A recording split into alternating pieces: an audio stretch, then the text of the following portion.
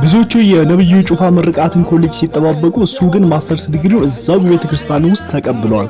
ጭብጨባ የታለ? ቆም ብላችሁ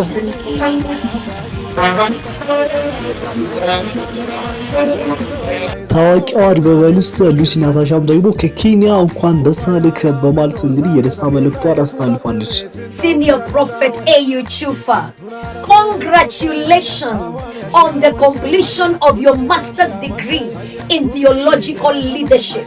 I pray for you. May God increase you in wisdom, in grace, in influence for greater kingdom impact. የነብዩ ጩፋ የመጀመሪያ ልጁ ረዲት ጩፋም ደግሞ በመድረክ ላይ ወጥታ ስለ አባቷ ለአገልግሎት ያለው ክብር፣ ትጋት፣ ስለ ቤተሰቡ ፍቅር፣ ለቤተሰቡ ያሳየው መስዋዕትነት የከፈለው በጣም አስደናቂ መሆኑን እንግዲህ በአደባባይ እንደዚህ መድረክ ላይ ቆማ ስለ አባቷ መስክራለች። ከልጅነት ጀምረ እግዚአብሔር የሰጠህን የመንግስቱን ወንጌል ስራ ሳትደክም ሳትታክት በብዙ ትጋት እየመጣ ስላለ ቤትህን፣ ትዳርህን ማክበር፣ ልጆችን መውደድ፣ መንከባከብን፣ ስስት የሌለበት አባትነትህን ቤተክርስቲያን የምትመራበት ጥበብ ከ13 ዓመት በላይ በክራይስት አርሚ ዓለም አቀፍ ቤተክርስቲያን በአገልግሎት በብዙ ውጣ ውረድ የመጣህበትን የቆየህበትን ጽናትና ብርታት በዚህም እግዚአብሔር ምን ያህል እንደረዳ አብሮ እንዳለ ማየት ችያለሁ።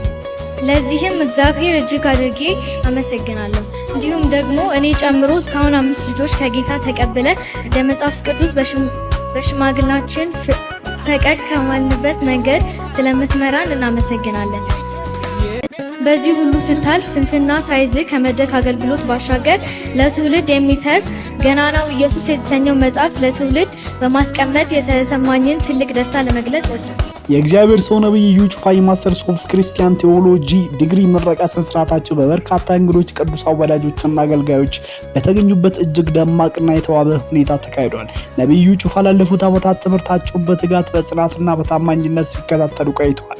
ሆኖም ግን ከአንድ ዓመት ከ6 ወራት በፊት በእናታቸው ወደ ጌታ በማረፍ ምክንያት በጥልቅ ሐዘን ውስጥ ስለነበሩ የምረቃ ስነስርዓታቸውን በታቀደለት ጊዜ ማካሄድ አልቻሉም። ሐዘንና ደስታ በአንድ ጊዜ አብሮ ሊከበሩ እንደማይችሉ በመግለጽ ለትምህርት ተቋሙ ባቀረቡት ጥያቄ መሰረት ፈቃድ ተሰጥቷቸው የምረቃ ስነስርዓቱ ለዛሬው ዕለት ተላልፎ ተካሂዷል። በሌላ በኩል ነብዩ የዶክተሬት ወይም ፒኤችዲ ትምህርታቸውን ያለማቋረጥ በመቀጠላቸው በቅርቡ የዶክተሬት ዲግሪያቸውን እንደሚያገኙም ተረጋግጧል። እንደ መምህራኖቻቸው ገለጻ ነብዩ ጩፋ በትምህርታቸው ጠንካራ፣ ትጉና ተስፋ ሰጪ ተማሪ ነበሩ ሲሆን በጥናት ዘርፍም የተለየ ብቃት አሳይተዋል። በምረቃ መድረኩ ላይ ያቀረቡት ጥናታዊ ጽሑፍም ለተሰብሳቢው ማህበረሰብ ይፋ ተደርጓል። በተያያዘም ነብዩ ጩፋ የስኬታቸው ምንጭ ለሆነው ለእግዚአብሔር ክብርና ምስጋና ካቀረቡ በኋላ ለክራይስት አርሚ ኢንተርናሽናል ቤተክርስቲያን ለቦርድ አባላት፣ ለጽህፈት ቤት ኃላፊዎች፣ ለአብሮ ሰራተኞቻቸው ወይም ፓርትነሮች፣ በአገር ውስጥና ከሀገር ውጪ ለሚገኙ ወዳጆቻቸው እንዲሁም ለኮሌጅ ፕሮፌሰሮችና ዶክተሮች ከልብ የመነጨ ታላቅ ምስጋና አቅርበዋል። በአጠቃላይ እግዚአብሔር ሰው ነብዩ ጩፋ የማስተርስ ዲግሪ ምረቃ ስነስርዓት በበርካታ ቅዱሳን ወዳጆችና እንግዶች በተገኙበት እጅግ ደማቅና ታሪካዊ በሆነ ሁኔታ ተካሂዶ ተጠናቋል። ሰላም ነው ብናላችሁ ውድ ተመልካቾቻችን፣ እንግዲህ ዛሬ ያወራን ያለውና እየተነጋገርን ያለነው ስለ ማን ነው ካላችሁ ስለ ታላቁ ነብዩ ጩፋ ምርቃትን አስመልክቶ ነው ማለት ነው። እንግዲህ ታላቁ ነብዩ ጩፋ በትናንትናው ዕለት በሰኔ 14 ማለት ነው ክራይስት አርሚ ኢንተርናሽናል ቤተክርስቲያን እንግዲህ ሁለተኛ ዲግሪ ወይም ደግሞ ማስተርሱን ወስደዋል ማለት ነው። ሰውን ማመን ግን ከባድ ነው በዚህ ዘመን። ምክንያቱም እንግዲህ እሱ እየተማረ እንደሆነ ማንንም ያሰበ ሰው የለም ትምህርት ላይ እንደነበረ። እኔ እንደውም አንድ ቀን በጣም ከባድ እንግሊዝኛ ተናግሮ በጣም አስገርሞኛል። ፊልም ያያል እንዴ ምናምን እስከማለት ለጋጀለስ እየተማረ ነውና ጭራሽ ትምህርቱን ደግሞ ለብልቦ ይሄው እዚህ ማስተርስ ላይ ደርሶ አሁን ዶክትሬቱንም ሊቀበል ነው። እንደምታውቀው ከዛሬ 1 ዓመት 6 ወር በፊት ነበር እናቱ ያረፉትና እናቱ ማረፋቸው ምክንያት ያኔ ራሱን ማስተርሱን እንግዲህ ጨርሶ ነበር፣ ኦልሬዲ ሊመረቅ ነበረ።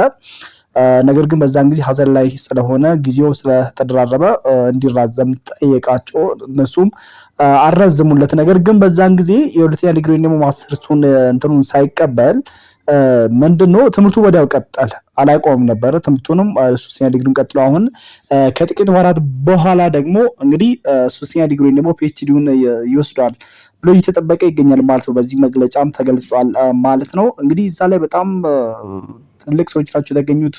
በተለይ እንደሱም ደግሞ የተለያዩ ቤተክርስቲያን መስራቾችና ባለራዕይ የሆኑት እንደነ ነብይ ሄኖክ እንደነ ነብይ ገቢ ጉተማ ብዙ እንደ ዘማሪዎች ወርቅን አላምሮ እነሱን ተገኝተዋልና በጣም ብዙ ሰዎች ናቸው። እነዛም ደግሞ ዶክተሮች በተለይ ደግሞ በዚህ በመንፈሳዊ ትምህርት የተሰማሩ ኮሌጆች ዲኖች ምናምን ነገሮች እዛ ተገኝተዋል ማለት ነው። የኔ ጥያቄ የነበረው ነገር ምንድነው ለምንድነው እዛ ኮሌጅ ሄዶ ማስተር የማይቀበሉ ብዬ ነበር። ግን የኔ ስህተት ምንድነው እዚህ ጋር እንዴት እሱ የተመረቀው ከዛሬ 1 ዓመት ከ6 ወር በፊት ነበረ።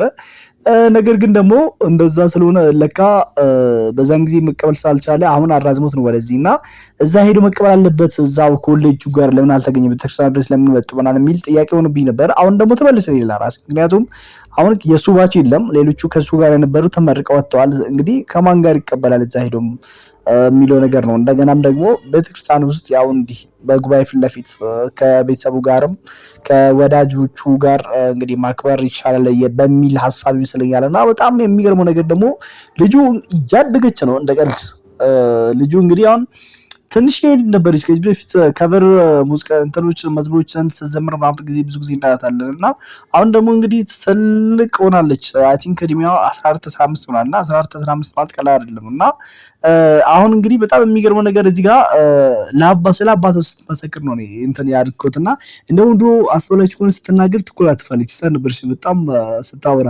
አሁን ግን አድጋ እንግዲህ እንደ ትልቅ ሰው ስለ አባቷ እንግዲህ እኔ ይህን ታሪክ ራሱ አውቃ አይመስለኝም ምናልባት ጠይቃ ወይ ደግሞ ተናግሯት ይሆናል እንጂ ለዛ 13 ዓመት ክራይስት አርሚ ኢንተርናሽናል ቤተክርስቲያን መርተሃል በትጋት ምናምን አገልግልሃል ምናምን ብላ እሷ የተጠቀመቻቸው ቃላቶች ራሱ የትልቅ ሰው ቃላት ነው እና በዚህ ድሜ ነገር ታውቃለች ብዬ አላሰብም። ግን ደግሞ አስቡት እናንተ የመጀመሪያ ልጃችሁ በዚህ በአደባባይ እንደዚህ በሺዎች በሚመለከቱት ሚዲያ ፊት ለፊት ቆማ ስለእናንተ ስትመሰክር ከዚህ በላይ እንግዲህ ፈጣሪ እንዴት ሊያመሰግን ይችላል? እሱ በእውነት እኔ በጣም ደስ ያለኝ እና ልጁ እንደዚህ የበኩር ልጅ የመጀመሪያ ልጁ እንግዲህ እንደዚህ በመድረክ ላይ ወጣ ስለሱ ታወራ እንግዲህ በጣም ትልቅ ኩራቱን ለእግዚአብሔር ደግሞ ምስጋና በደንብ ሊያቀርብ ይገባል ብዬ አስባለሁ። እና በጣም አስደናቂ ነገር ነው ማለት ነው። እና ከዚህ ጋርም ተያይዞ አንድ ሰዎች ጥያቄ ሆንባቸዋል ዲግሪውን መቼ ተምሮ ነው ለማስተርስ የበቃው የሚሉ ብዙ ሰዎች ደግሞ አሉ። እና ዲግሪ ጨርሰው እንግዲህ በመለኮታዊ ትምህርት እንደሆነ ነው ዲግሪና ዲፕሎማው እንግዲህ ልጁ ረዲት እይጩፋ እንደገለጸች ከሆነ ማለት ነው እንግዲህ በመለኮታዊ ትምህርት ነው ዲፕሎማና ዲግሪውን የጨረሰው። ከዛ በኋላ ደግሞ ማስተርሱን ቀጠለ ማለት ነው። ምናልባት እኛ ላናውቅ እንችላለን። ሁሉም ነገር ደግሞ ወይ ወደ ሚዲያ ማምጣትም ተገቢ ላይሆን ይችላል ብሎ ስላሰበ ይሆናል ምናልባት ዲግሪው ሲመረቅ ያላሳየን ወይም ደግሞ እንደዚህ እንትን ያላለ። አንዳንድ ሰዎች እንግዲህ በገንዘብ ነው የሚሉም ሰዎች አሉ። በገንዘብ ገዝቶ ነው እንጂ ተምሮ አይደለም ላሉ።